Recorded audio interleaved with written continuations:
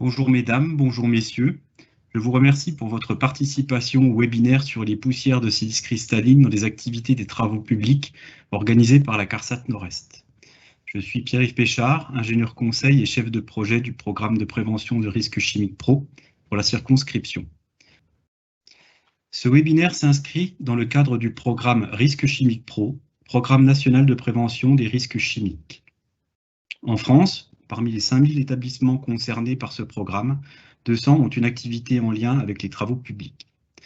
Nous allons donc aborder la prévention du risque chimique dans ces activités, avec pour fil conducteur la silice. Ce webinaire, orchestré par Madame Renaudot, attachée de programme, va se dérouler en 3 temps. Introduction par Monsieur Gonard, président de la commission Santé et Sécurité de la Fédération des Travaux Publics de Lorraine. Présentation du polluant et développer des solutions de prévention par Monsieur Marc Bury, ingénieur conseil spécialiste du BTP. Enfin, questions ou réponses posées durant l'intervention par Madame Barbillon, ingénieur conseil spécialiste en risques chimiques, Madame Cunin, contrôleur de sécurité spécialiste du BTP, et Monsieur Marc Bury. Je laisse la parole à Monsieur Claude Gonard, qui pour des raisons techniques a enregistré son intervention. Bonjour Mesdames, Messieurs. En tant que président de la commission Santé et Sécurité à la Fédération des Travaux Publics Lorraine, je tenais à participer à cette action sur la silice cristalline organisée par la CARSAT et notamment avec M. Marc Bury, avec lequel nous travaillons au sein de notre commission. Des actions ont déjà été réalisées avec la Fédération régionale en lançant il y a 5 ans des ateliers TP en Lorraine, en Champagne-Ardenne. À la suite de cela, un guide de prévention sur les poussières de silice a été élaboré et diffusé en 2018 par la Fédération nationale des travaux publics. Une mobilisation de la FNTP en partenariat avec la DGT, la CNAM, l'INRS et l'OPP-BTP a abouti également à la signature d'une convention nationale en 2017. Le sujet évolue et depuis janvier 2021, comme vous le savez, les travaux exposant les salariés aux poussières de silice cristalline sont reconnus procédés cancérogènes. En plus des actions régionales, la FNTP vient de lancer une campagne nationale de mesurage de ces poussières. Cette base de données permettra de définir les bonnes pratiques à adopter afin de réduire au maximum l'exposition des salariés. La silice est beaucoup plus sournoise, c'est de la poussière, ce n'est pas un danger sur l'instant. Un gros travail de sensibilisation doit continuer à tout niveau. Dans nos métiers, je vois encore trop souvent le management au sens large regarder en priorité la productivité et de la part des compagnons sous-estimer, voire occulter certains dangers. Les comportements doivent évoluer. Je suis un opérationnel dans l'âme, mais qui, avec le temps et l'expérience, a pu mesurer tous les avantages d'une prévention raisonnée. Comment y arriver? Le fossé est encore grand de nos entreprises sur l'analyse des risques, car les profils de salariés peuvent être très différents. Il y a ceux qui ne voient rien, c'est préoccupant. Ceux qui voient et ne font rien, c'est une forme d'inconscience. Ceux qui voient et font corriger, c'est bien, mais il y a encore mieux. Je vois, je fais corriger et j'explique. Le terme expliquer prend toute son importance avec le sujet qu'est la silice cristalline. Dans tous les cas, vous pouvez compter sur l'implication et l'engagement de la Fédération des Travaux Publics Lorraine à travailler ensemble, de mutualiser les actions, OPP, CARSAT, médecine du travail, en somme toutes les parties intéressées, et de les diffuser le plus largement possible auprès de nos adhérents. Merci beaucoup pour votre écoute. Merci Monsieur Gonard. Monsieur Bury va maintenant nous présenter le polluant ainsi que les mesures de prévention adaptées aux activités des travaux publics. Eh bien, bonjour à tous. Merci Pierre-Yves de me passer la main. Eh bien, je vais partager mon écran. Je vais donc lancer ce diaporama. Donc, je suis Marc Bury, je suis ingénieur conseil à la CARSAT Nord-Est. Et donc, je vais évoquer avec vous les poussières de silice dans vos activités de travaux publics. Nous voici à l'écran. Alors, nos propos vont suivre le sommaire suivant. Où trouve-t-on les poussières de silice? On va se poser la question qui est exposé et où on trouve cette silice. On ira plus loin sur les risques pour la santé, quel impact sur les compagnons. On va quand même faire un petit retour sur la réglementation, en rappelant que c'est un cancérogène connu. Et puis enfin, on attaquera le vif du sujet en parlant de la démarche de prévention que vous devez mettre en œuvre, et puis les solutions adaptées qui existent que vous allez pouvoir déployer. Et enfin, on terminera par quelques éléments d'accompagnement qui devraient vous permettre d'aller un petit peu plus loin sur le sujet, vous qui êtes impliqués sur la chose. Alors pour commencer, je vais vous proposer de suivre les aventures de notre mascotte Napo, qui va se mettre en situation et qui va nous mettre dans le bain. Je laisse écouter.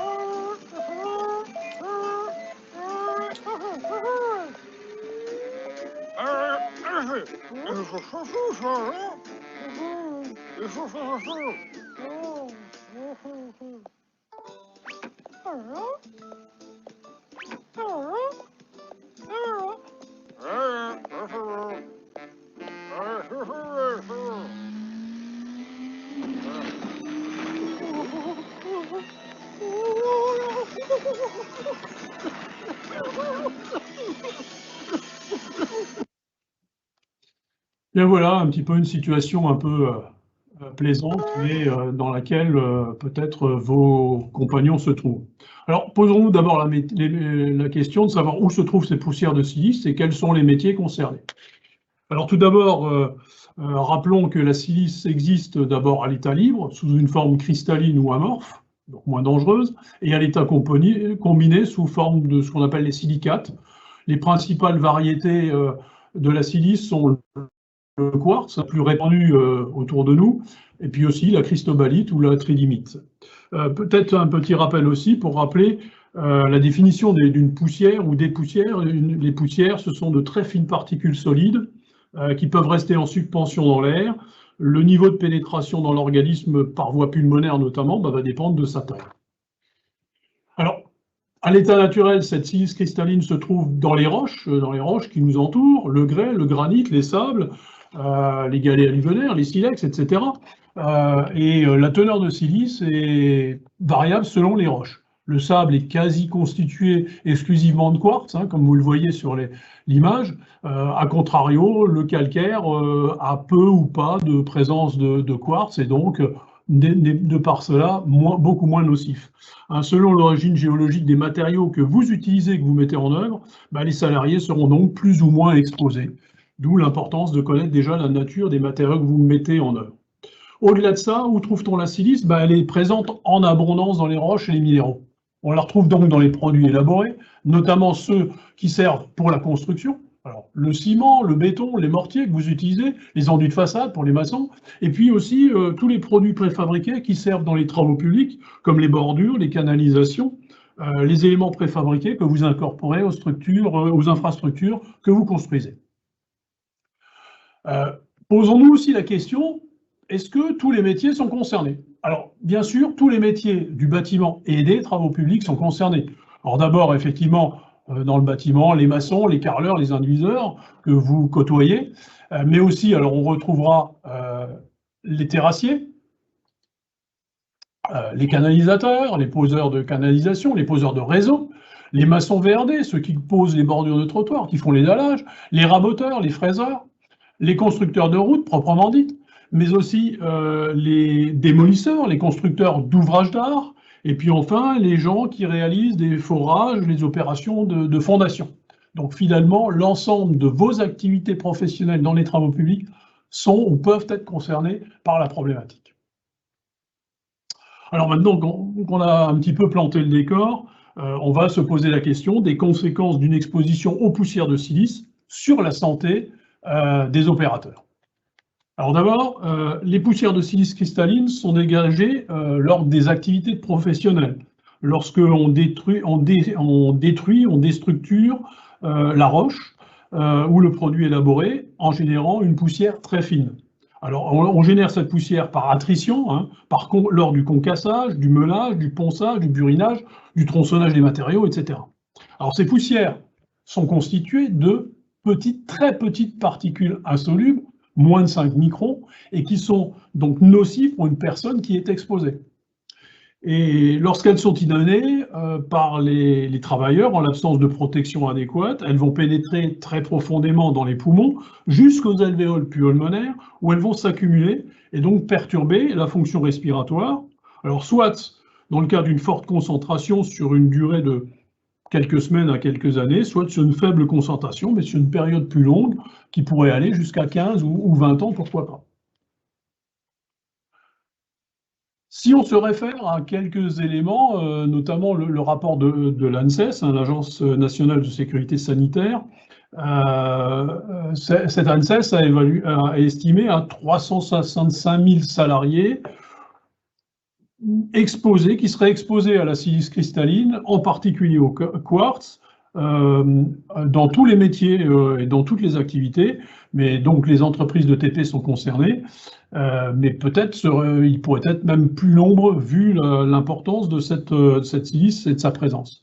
Un certain nombre d'entre eux, 20 à 30 000, 10% d'entre eux, seraient exposés même à des niveaux qui excèdent les VLEP, donc les valeurs limites d'exposition professionnelle, actuellement en vigueur. Donc ce sont des personnes encore, alors, entre guillemets, encore plus en danger. Alors pour être un peu plus, peut-être pour un peu mieux comprendre aussi, les effets sur la santé les plus graves, les plus difficiles, sont en particulier les insuffisances respiratoires par fibrose ou alors les cancers bronchopulmonaires. Rappelons qu'il n'y a pas que l'amiante qui provoque de telles maladies graves. Alors sans être spécialiste ni médecin, on se rend compte bien sur les images que vous avez à l'écran, les effets néfastes sur un salarié qui serait atteint de silicose, comme on le voit sur l'image de droite. On comprend très bien qu'il y a un problème de santé derrière ça. Alors si on veut un peu mieux comprendre aussi le phénomène, eh bien moi je vous propose de regarder ce second film que nous avons emprunté à Prévencem, qui va nous présenter le phénomène de fibrose et les conséquences qui en résultent pour un peu mieux comprendre ce phénomène-là. Je vous laisse regarder et nous poursuivrons ensuite. Lors d'une respiration normale, l'air se déplace par le nez, le long de la trachée et vers des voies aériennes de plus en plus petites appelées bronches. Les bronches se divisent en bronchioles et finalement en minuscules amas de type acineux de fragiles sacs minces appelés alvéoles. Dans les alvéoles, le dioxyde de carbone est remplacé par l'oxygène dans le sang. Les personnes travaillant dans les mines ou les carrières ou bien travaillant avec des substances telles que du béton ou du verre sont davantage exposées au risque d'inhaler de petites particules de poussière de silice. La silice est un cristal courant d'origine naturelle et le composant principal du sable.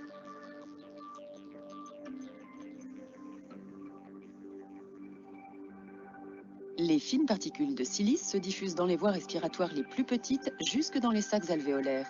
Dans les alvéoles, les particules de silice sont englouties par les cellules immunitaires appelées macrophages, qui sont conçues pour détruire les organismes étrangers du corps à l'aide d'enzymes spéciales.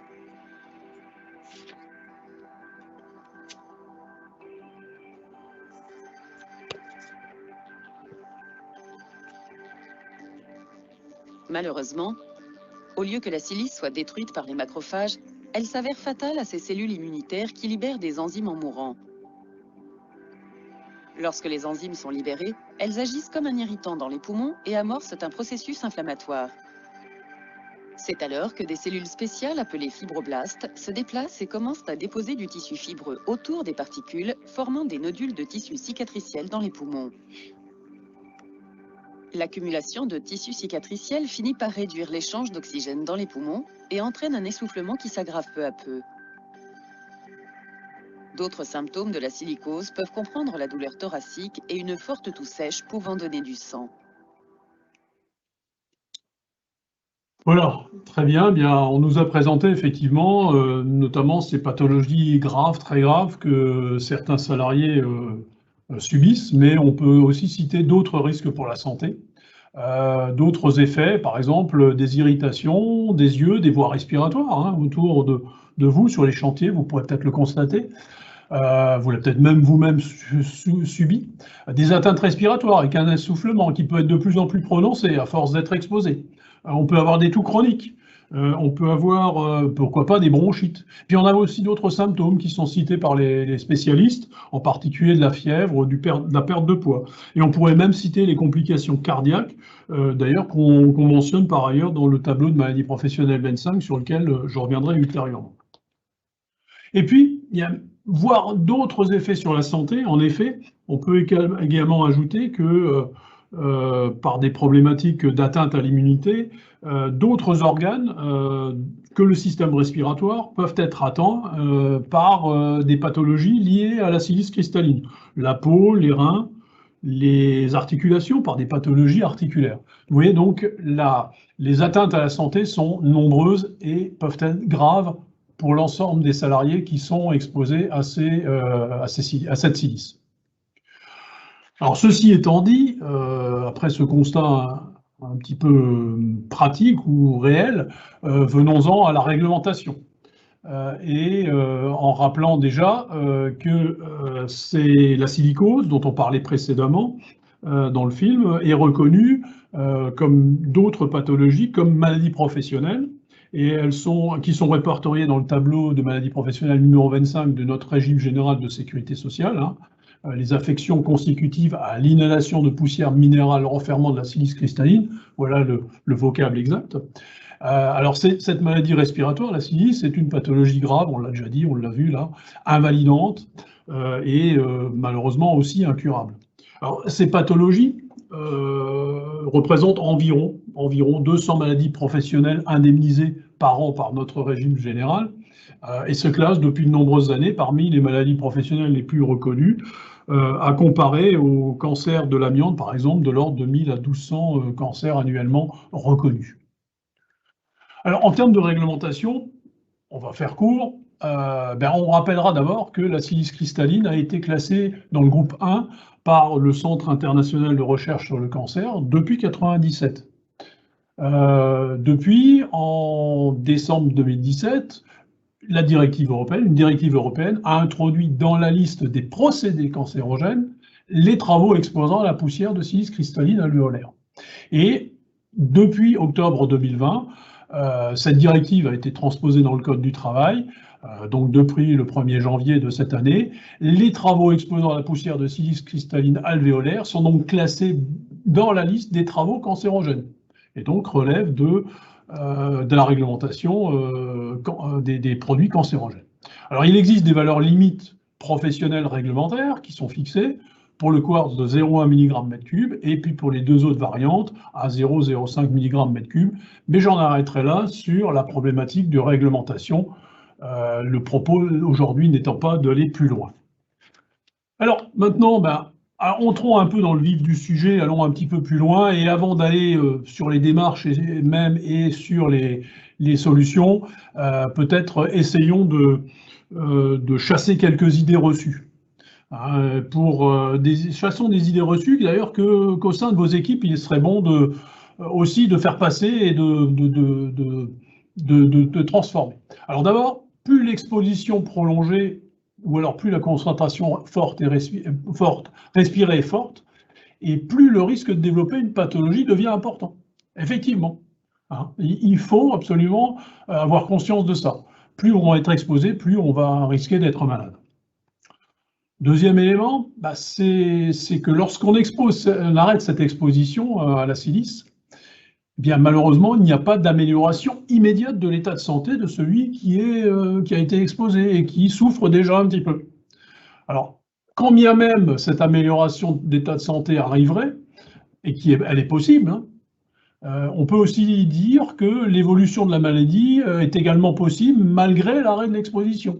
Donc cesser l'exposition ne veut pas dire qu'on ne sera pas malade dans un avenir plus ou moins long. Et puis peut-être troisième idée aussi, c'est que je rappellerai que le fait de ne pas observer d'empoussièrement autour de soi, dans son environnement dans lequel on se trouve, ne signifie nullement qu'il y a une absence d'exposition aux poussières de silice. En effet, je vous l'ai dit, ces particules dangereuses sont invisibles à l'œil nu parce qu'elles sont d'une taille de quelques microns. Donc, ne rien voir ne veut pas dire qu'il n'y a pas d'exposition. Bien au contraire, soyons vigilants là-dessus. Alors, comment se protéger? Quelle est déjà la démarche générale à avoir? En appliquant tout simplement les principes de géoprévention que vous, préventeurs et entreprises, devez connaître. Alors tout d'abord, premier principe, on va essayer de supprimer l'exposition au risque, tout simplement à défaut de pouvoir supprimer la silice. Je vous rappelle, c'est un produit qui est présent, qui est omniprésent autour de nous, et il va être difficile à supprimer. Au-delà de ça, on va essayer d'évaluer le risque, on va informer, former. Alors n'oubliez pas d'inclure au document unique, avec un plan d'action, l'évaluation de l'exposition à la poussière de silice, intégrer ça dans les PGC pour les mettre en œuvre et dans vos PPSPS lorsque vous rédigez ces documents-là. Et puis n'oubliez surtout pas d'informer, de sensibiliser vos salariés en travaillant avec le médecin du travail qui pourra être certainement une aide efficace sur le sujet pour passer les messages efficacement. Et puis, n'oubliez pas non plus de réduire l'exposition, les risques d'exposition grâce à l'utilisation de matériel ou d'engins adaptés. On reviendra sur ça dans la suite. Par exemple, aspirer et surtout oublier le soufflage qui est néfaste de ce point de vue. Après, en allant au-delà, on va mettre en œuvre bien sûr des protections collectives. Alors, qu'est-ce qu'une protection collective? Par exemple, utiliser un procédé de travail à l'humide qui fonctionne très bien. Quoi qu'il en soit, malgré l'ensemble de ces mesures prises, il ne faudra pas oublier de porter des protections individuelles de façon à se prémunir, on va dire, du risque résiduel. Donc, on va porter des protections individuelles respiratoires, même lorsqu'on travaille à l'humide ou qu'on utilise un dispositif d'abattage de poussière. On privilégiera des EPI de classe P3, adaptés à chaque situation de travail en fonction de celle-ci. Et puis, on vous encourage aussi à privilégier les dispositifs à ventilation assistée qui sont quand même plus confortables pour l'opérateur qui les porte, notamment lorsqu'il y a des activités intenses ou longues dans son activité de travail. Et puis, au final, je vous rappelle qu'il est aussi important de prendre des mesures d'hygiène en mettant à disposition des installations nécessaires pour l'hygiène, pour pouvoir se laver les mains, pour pouvoir avoir un souci de propreté. On organisera pourquoi pas l'entretien et le remplacement des vêtements.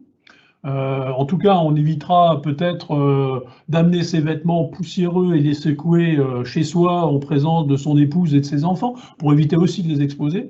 Et puis peut-être dans certains cas, n'oubliez pas de privilégier l'utilisation de protections jetables, de vêtements de surcote, de façon à justement préserver les habits de travail usuels lorsque on est dans une situation particulièrement poussiéreuse. Voilà, maintenant, une fois que ceci est dit, eh bien, on va peut-être un peu rentrer vraiment dans le cœur du problème.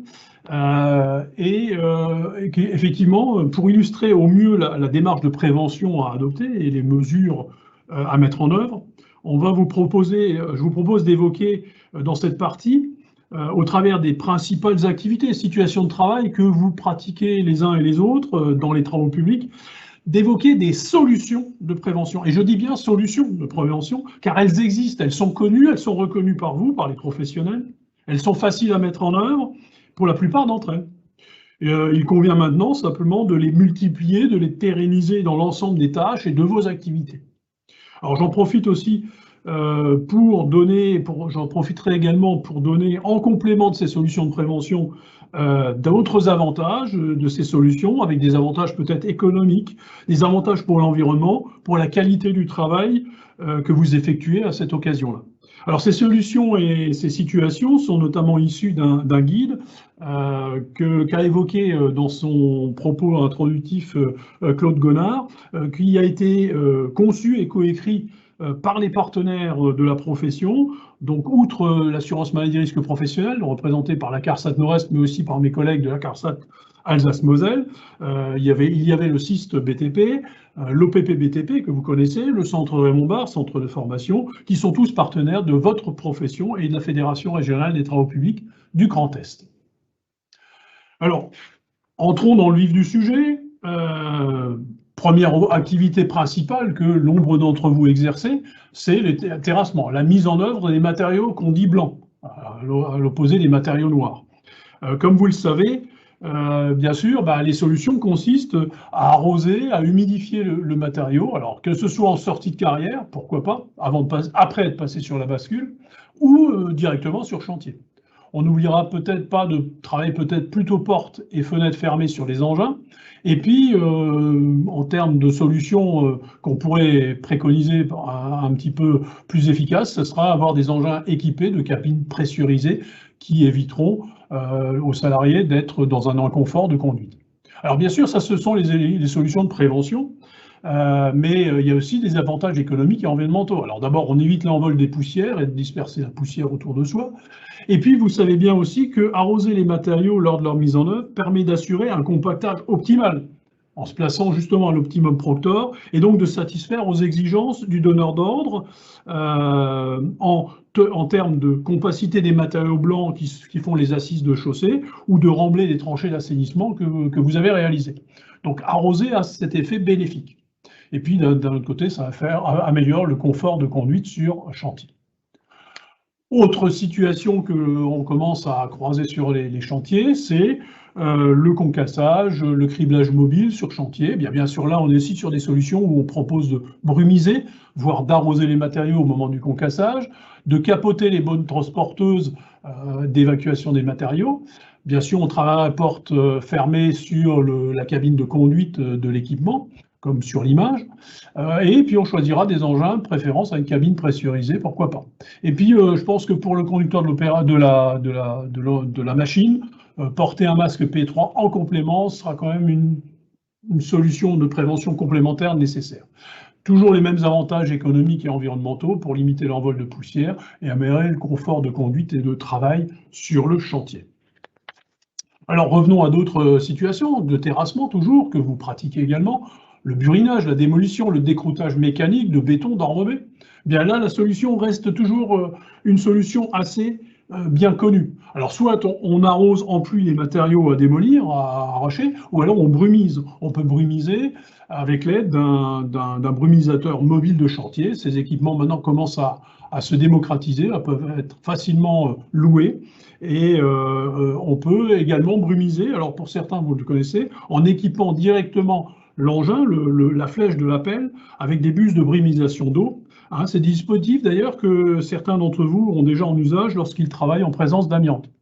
Bien sûr, on travaillera toujours les portes des cabines fermées de préférence et avec, pourquoi pas, une cabine pressurisée ou climatisée. Les avantages économiques sont encore une fois les mêmes. On limite l'envol de poussière.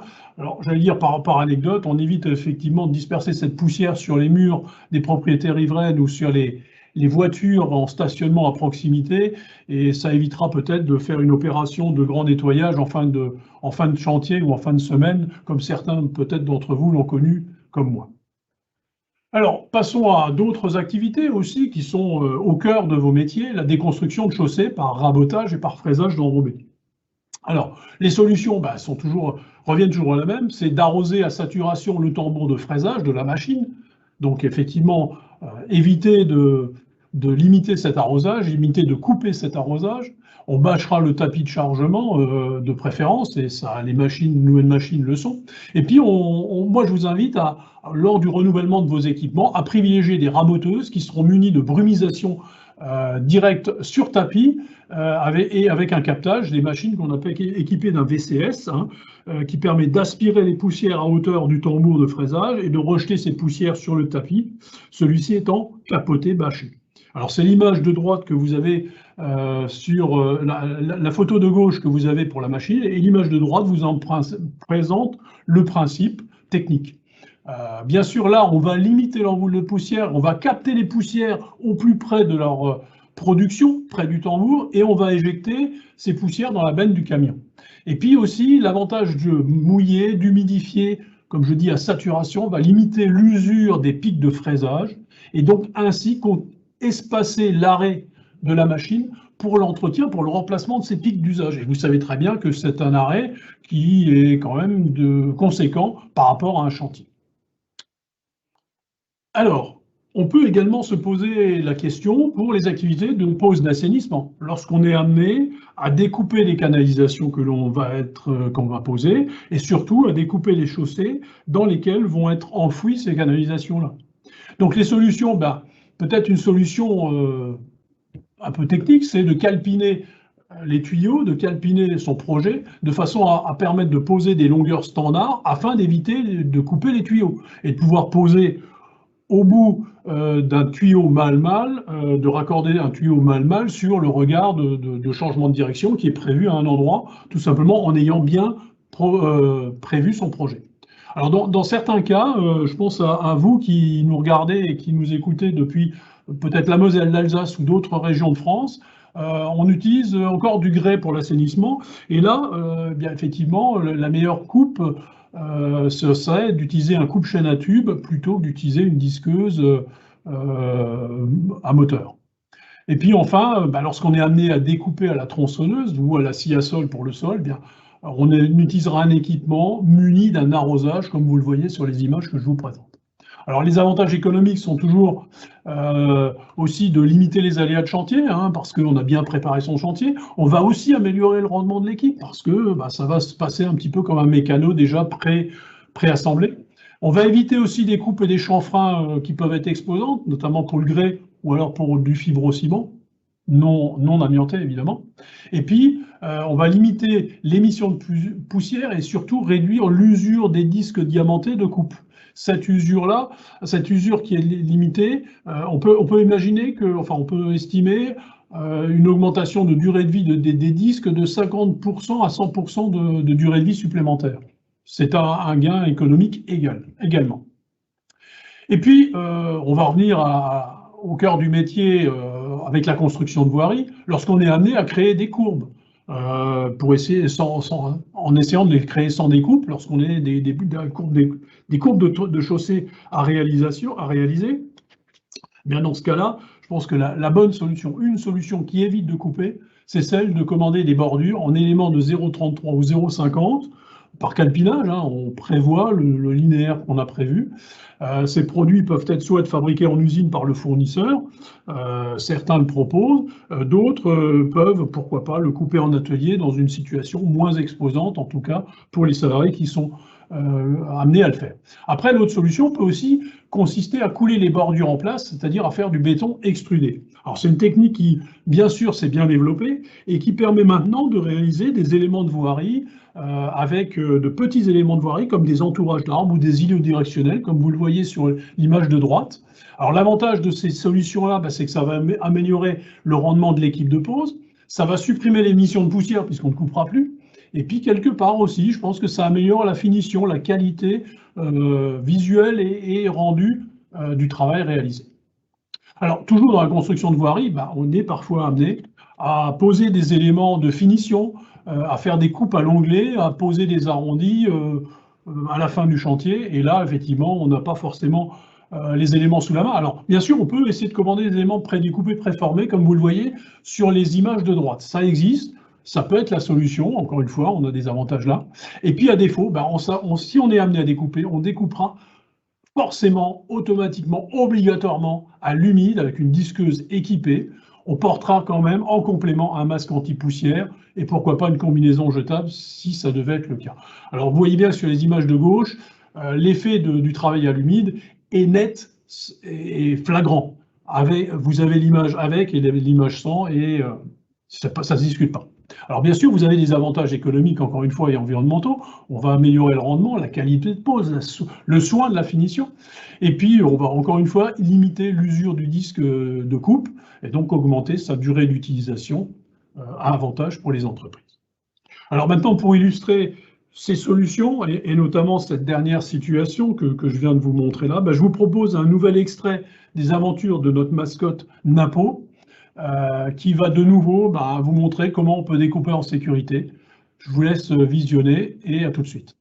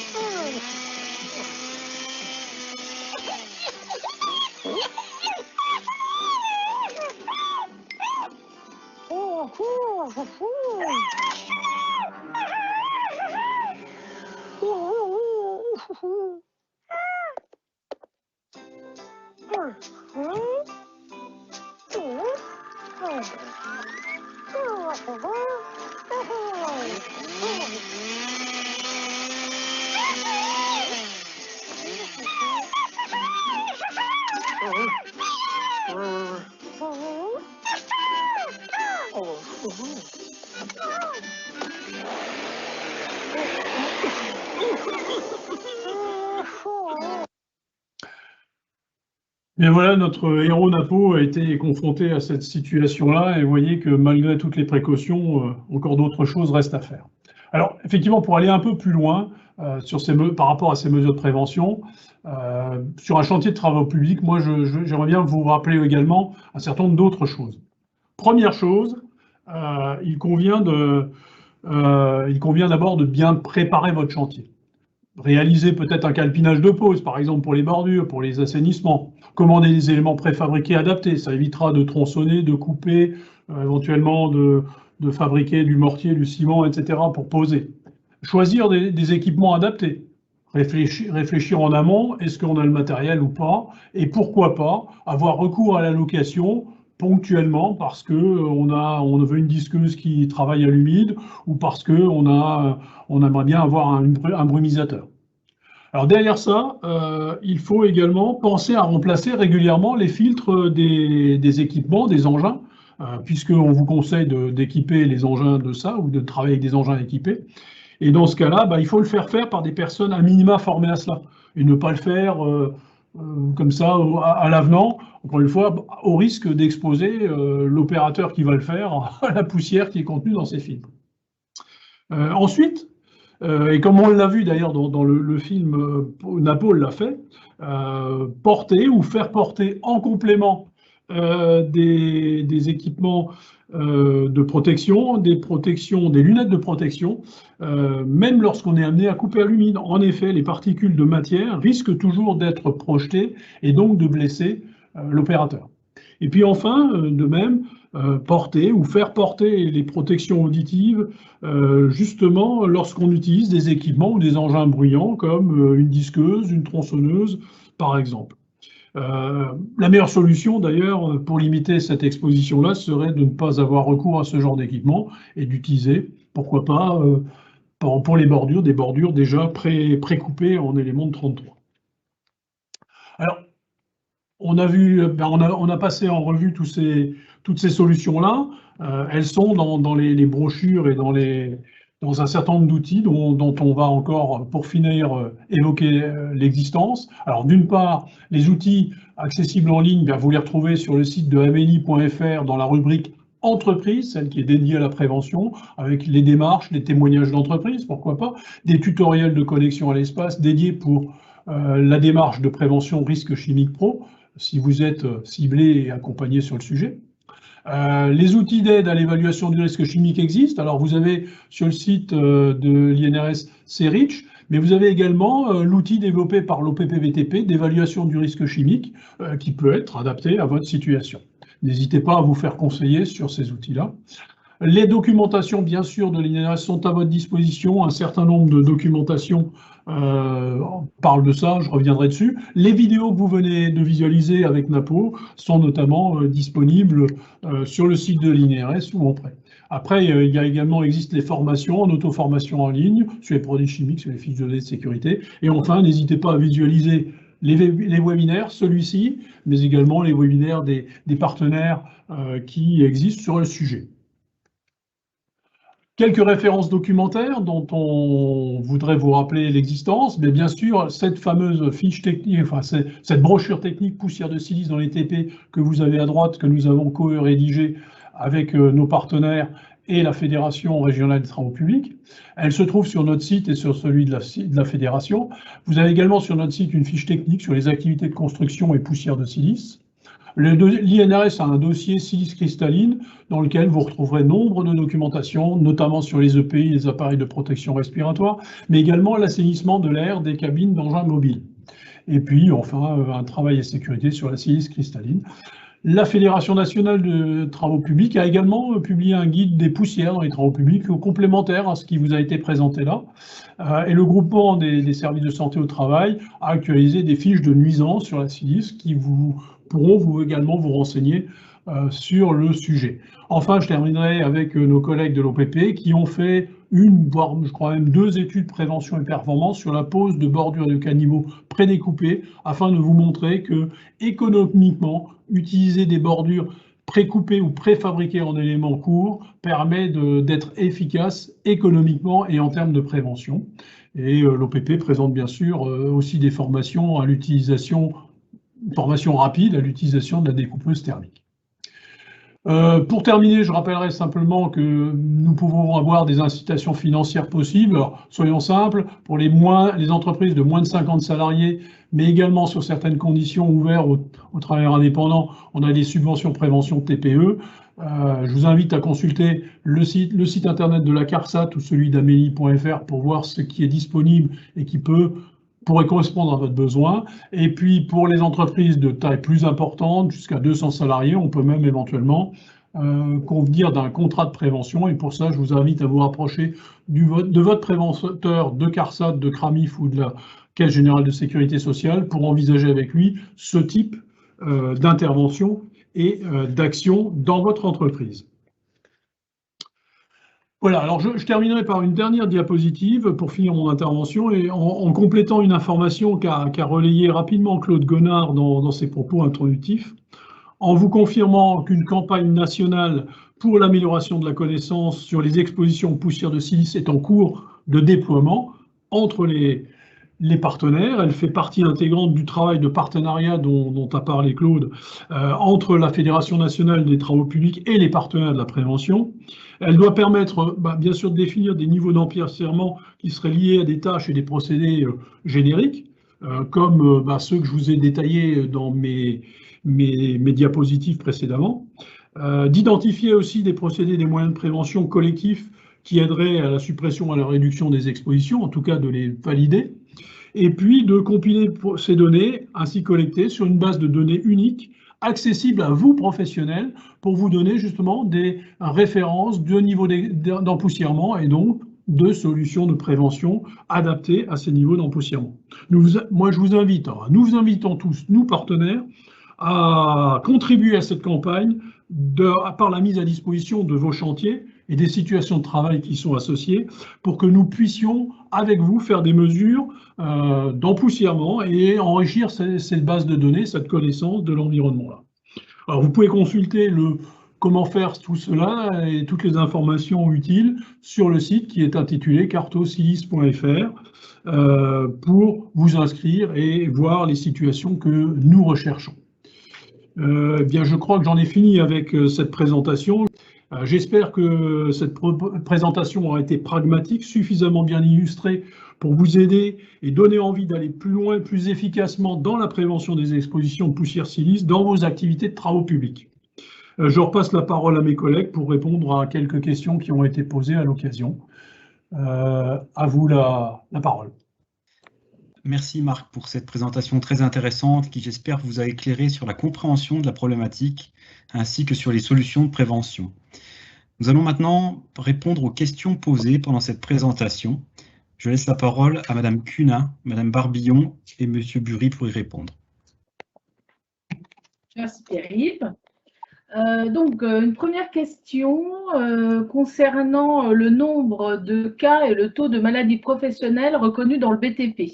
Donc, je vais passer la main à Pascal. Oui, bonjour à tous et à toutes. Donc, Pascal Barbillon, CARSAT du Nord-Est. Donc, je vais essayer de répondre, peut-être pas avec autant de précision, parce que j'ai vu qu'il y avait aussi une autre question qui demandait où pouvait-on se procurer des statistiques précises par domaine d'activité. Donc, vous pouvez déjà regarder les rapports annuels qui sont publiés au niveau statistique sur le site d'Amélie. Vous aurez, je pense, déjà une partie des réponses. Ensuite, si vraiment vous avez des questions précises, vous pouvez aussi les reposer. Si par exemple c'est pour notre secteur, CARSAT du Nord-Est, vous pouvez aussi nous reposer la question. On pourra vous extraire des éléments plus précis. Donc, je vais déjà vous faire une première approche au niveau de réponse pour cette question. Donc, le nombre de MP reconnus liés à l'exposition à la silice cristalline pour le domaine du BTP reste relativement faible, je dirais comme ça, de l'ordre de 10% par rapport au chiffre qui nous a été donné tout à l'heure d'environ 200 MP annuellement reconnus. Alors, vous allez me dire, c'est relativement faible. Oui, c'est relativement faible parce que déjà, il y a beaucoup de secteurs d'activité qui sont concernés par l'exposition à la silice cristalline. Donc, c'est une petite part. Historiquement, vous savez bien que c'était dans les mines. Après, il y a eu beaucoup de gens qui ont pu être concernés dans les fonderies, dans les faïenceries, les prothésistes dentaires. Donc, voilà, le BTP, c'est une petite partie de CMP. Et puis, vous n'êtes pas sans savoir qu'aujourd'hui, les carrières des salariés sont fractionnées dans plusieurs entreprises. Donc, très souvent, les MP sont imputés au compte spécial. Donc, voilà, on n'a peut-être pas non plus la totalité des MP qui sont en lien avec des expositions dans le BTP qui sont affectées, qu'on retrouve vraiment affectées à ce secteur d'activité. Et puis, je pense que la problématique de l'amiante, qui a conduit quand même à pas mal de pathologies respiratoires, a pu masquer un certain nombre des pathologies en lien avec la silice cristalline. Donc, on espère bien maintenant que les expositions à l'amiante sont en train de disparaître. Donc, peut-être que ces pathologies en lien avec la silice pourraient prendre une ampleur un petit peu plus importante. C'est d'ailleurs ce qu'on a vu pour l'année 2019. Hein, on a eu une augmentation du nombre de MP silice en augmentation de l'ordre de 14%, ce qui est quand même notable. Donc, parce que vous n'êtes pas sans savoir qu'effectivement, il y a eu ce rapport d'expertise de l'ANSES qui a été publié, et beaucoup de choses ont été publiées à la suite, enfin, beaucoup de documentation ou de conférences ou de choses comme ça. Et donc, forcément, quand on parle d'un sujet, quand les gens font le lien, donc, et que les connaissances évoluent, forcément, on a des augmentations sur ces pathologies. Donc, si aujourd'hui, ce nombre vous paraît faible de MP reconnus dans le BTP, je pense qu'il ne faut pas s'arrêter à ce nombre de MP. Il faut bien comprendre que c'est des maladies à temps de latence long, entre 10 à 20 ans. Donc, qu'est-ce qui va se passer dans 10 à 20 ans? Quelle va être l'évolution des connaissances? Est-ce qu'on aura beaucoup plus de MP reconnus? Quelle sera l'acceptation par les salariés, par la société sur l'exposition à ces risques? Comment ça va se passer? On a bien connu la problématique de l'amiante. Je pense qu'il faut vraiment se projeter quand on expose aujourd'hui à qu'est-ce qui va se passer dans 10 à 20 ans en matière de reconnaissance de MP et pas partir des MP forcément reconnus aujourd'hui.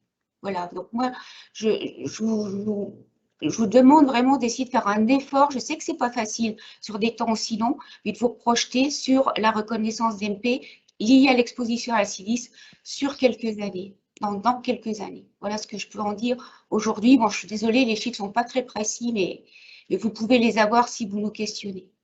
Moi, je vais reprendre la main pour poser une autre question qui nous a été mise dans le chat. Comment peuvent agir les TPE? Donc, peut-être Marc pour répondre. Très bien, mais je vais essayer de m'employer à répondre à cette question. Alors, c'est vrai qu'une TPE, comme une grande entreprise, est une entreprise comme les autres qui doit se préoccuper de l'ensemble des risques professionnels pour les salariés qu'elle emploie, notamment les risques liés à l'exposition aux poussières de silice. Alors, tout simplement, je pense qu'il ne faut pas chercher à vouloir tout faire d'un seul coup. Peut-être d'abord évaluer, identifier les situations exposantes sur la base de ce qui est connu. Hein. On peut voilà, est-ce que je découpe souvent des chaussées? Est-ce que je fais beaucoup de pelletage? Est-ce que je démolis ou pas? Et puis, on va mettre en place des mesures concrètes, tout simplement, assez simples. D'abord, en termes d'organisation, en limitant peut-être l'exposition. Inutile d'exposer 4 salariés sur une opération quand 2 suffisent là où on est. Et puis, surtout, peut-être travailler à l'humide. Et puis, profiter de l'occasion, d'ailleurs, du renouvellement de matériel. Par exemple, pour acheter une tronçonneuse qui serait équipée pour un travail à l'humide ou un engin de terrassement qui serait équipé d'une cabine ventilée, pourquoi pas. Et pour ça, moi, je vous invite tout simplement à vous appuyer sur les documents qui existent. Hein, on vous les a cités, les nôtres, ceux de la fédération, et puis également les services de santé au travail. Alors, n'oubliez pas qu'en complémentairement à ça, effectivement, vous pourrez vous équiper de pays. Et puis, au-delà de ça, pour les entreprises, les TPE et les tailles intermédiaires, vous pouvez également, pourquoi pas, vous faire aider par nous dans le cadre, comme je le disais à la fin de mes propos précédemment, d'aides de subventions prévention ou de contrats de prévention lorsque les investissements sont peut-être plus conséquents et que vous avez pris un engagement plus large en termes de prévention dans l'entreprise. Voilà, je ne peux pas en rajouter plus, mais je peux répondre à d'autres questions qui viendront si jamais elles venaient en complément de ça. Ok, merci Marc. Alors, une autre question, alors qui est multiple en fait, on a eu beaucoup de demandes à ce sujet-là. Y a-t-il un suivi médical spécifique pour le personnel exposé et quand doit-on déclarer tous nos personnels en suivi médical renforcé à la médecine du travail? Donc là, je vais laisser peut-être Pascal répondre à cette question, à ces questions. Oui, donc je vais bien essayer de répondre, encore que voilà, nous ne sommes pas médecins du travail, mais je peux essayer de vous donner quelques éléments. surtout que c'est tout à fait d'actualité parce que donc il y a une recommandation labellisée par la Haute Autorité de Santé qui a été publiée en janvier 2021, donc cette année, sur les recommandations qu'on peut faire en matière de suivi individuel renforcé pour les salariés exposés à la silice cristalline. Donc, c'est très intéressant parce que ces recommandations partent sur une base en matière pour les salariés exposés sur 2 catégories de salariés exposés suivant le niveau d'exposition qu'ils ont en silice cristalline alvéolaire cumulé sur plusieurs années avec des expositions dites fortes pour des salariés qui auraient été exposés à plus d'1 milligramme par mètre cube année. Et puis, tous les autres salariés exposés à la silice sont considérés comme avoir eu une exposition dite intermédiaire et donc des recommandations pour ce suivi, pour cette deuxième catégorie. Donc, des recommandations pour la première catégorie que je ne vais pas détailler et des recommandations pour cette deuxième catégorie. Alors, vous allez me dire, une fois que vous m'avez dit ça, moi, comment je sais si mes salariés sont très exposés ou sont dans la catégorie intermédiaire? Donc, du coup, on retombe sur la problématique de comment évaluer l'exposition et donc toute la réglementation en matière de contrôle atmosphérique, que pareil, je ne peux pas vous développer ici, mais vous savez bien qu'il va falloir observer le travail réel de vos salariés, faire des catégories, des groupes homogènes d'exposition pour les salariés, les regrouper, établir une stratégie de prélèvement, faire intervenir des organismes accrédités pour faire ces contrôles atmosphériques et puis ensuite, en théorie, donc déterminer est-ce qu'effectivement ils sont dans une catégorie très exposée ou une catégorie plutôt intermédiaire. Alors tout ça, on connaît, on sait que c'est très lourd, que c'est très engageant pour les entreprises, très coûteux, que c'est rarement fait. Faut pas, voilà, faut pas bien sûr, je ne vais pas vous dire qu'il ne faut pas le faire. Dans l'idéal, il faudrait le faire. Mais on sait aussi ce que ça implique pour les entreprises. Alors moi, ce que je rajouterais à ça, c'est qu'aujourd'hui, et Marc vous a parlé de quelques études, et toutes ces études, vous les retrouvez dans le rapport d'expertise de l'ANSES qui a été publié en 2019. Alors je vais vous en citer quelques-unes, mais je ne vais pas réussir à toutes vous les citer comme ça. Bon, je vais commencer par notre réseau, l'INRS avec sa base Colchic. Vous trouvez déjà pas mal de données. Vous avez un outil qui s'appelle Solvex sur le site de l'INRS. Et à partir de là, vous pouvez interroger la base Colchic et déjà avoir des idées pour des catégories de salariés, pour des types de postes. On a la même chose sur MadGene qui est proposé par Santé publique France. On commence à avoir des résultats, les premiers résultats avec l'étude Cartosilice, un rapport préliminaire est mis à disposition. Et on commence déjà à voir quels sont les postes ou les activités qui exposent beaucoup ou qui exposent moyennement. Donc, on a des idées. Il y a beaucoup de services de santé au travail du BTP qui ont fait des études, qui sont aujourd'hui aussi disponibles sur les sites de ces services de santé au travail. Je pourrais citer aussi, il y a beaucoup de guides d'évaluation ou de guides de bonne pratique proposés par les branches professionnelles qui catégorisent aussi un petit peu ces postes, quels sont les salariés très exposés.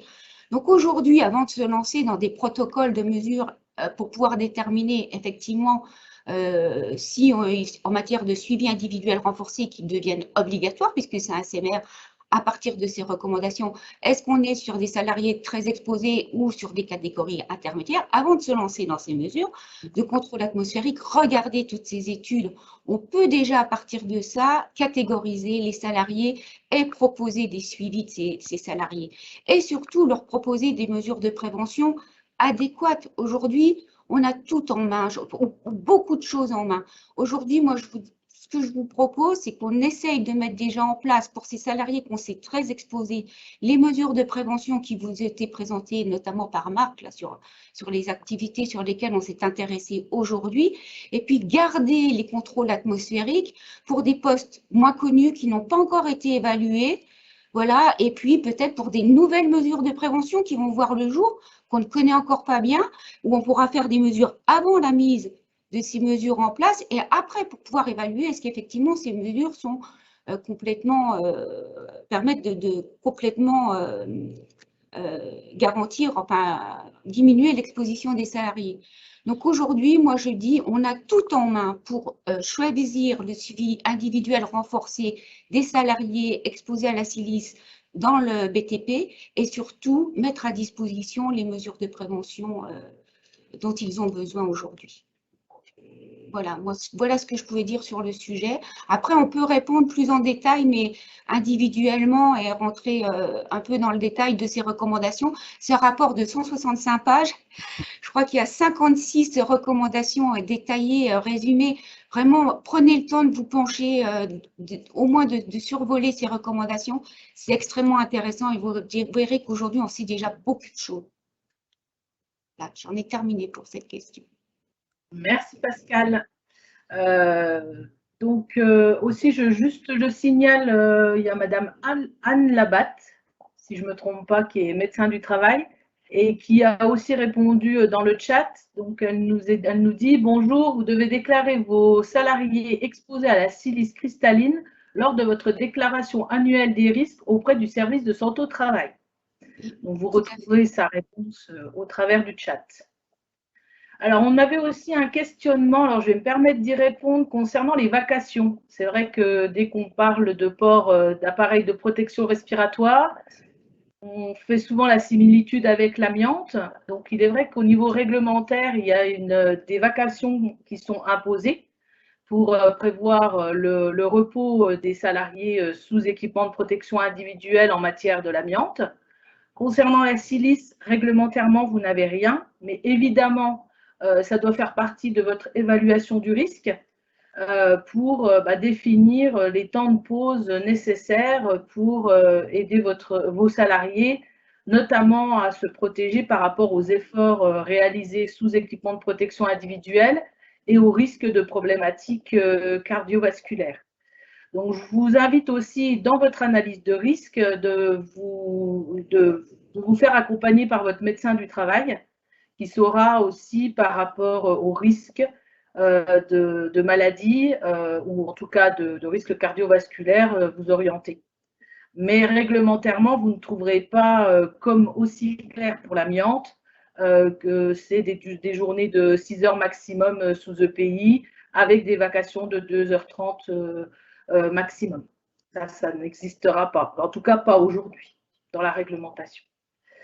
Alors, peut-être une toute petite dernière question. Je fais le tour du...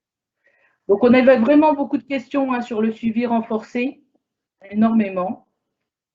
Et après, alors, pourriez-vous nous préciser, procurer le guide énoncé? Donc, le guide est disponible sur notre site, CARSAT Nord-Est, rubrique BTP.